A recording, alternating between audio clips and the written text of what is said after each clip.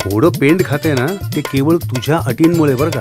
रास कुंभ हवी, नक्षत्र पूर्व भाद्रपदाच हवं. बस मी काही वैरीण नाहीये त्याची, आई आहे मी त्याची.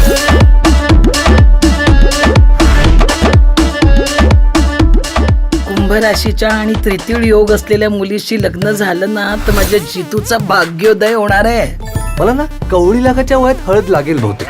होईल रे, प्रत्येकाच्या नशिबात त्याची त्याची भाग्यलक्ष्मी लिहिलेली असते. माझ्या अमृताची अट मान्य असेल अशाच घरी माझी मुलगी सून म्हणून जाणार. माझी अट ही आहे की माझी आणि माझ्या होणाऱ्या सासूची पत्रिका जुळली पाहिजे.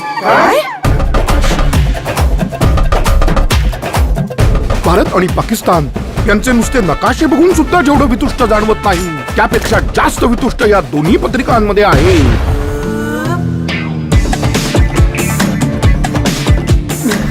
मला काय माहिती यार तिची एवढी जगावेगळी अट असेल.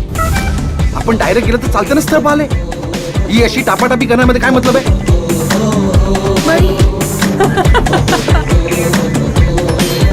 अटींचा डोंगर वैरीने स्वतःच उभा करून ठेवलाय.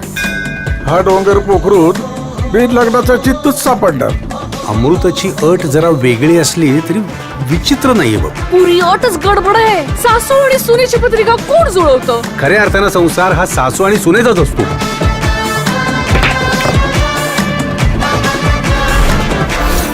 ताई मला सांग, कोण ऍक्सेप्ट करेल ग तुझी अशी अतरंगी अट?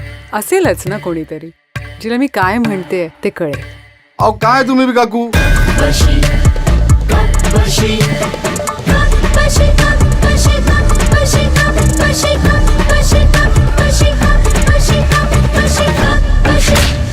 ओ सुजुर्के सगळं संपलंय आता.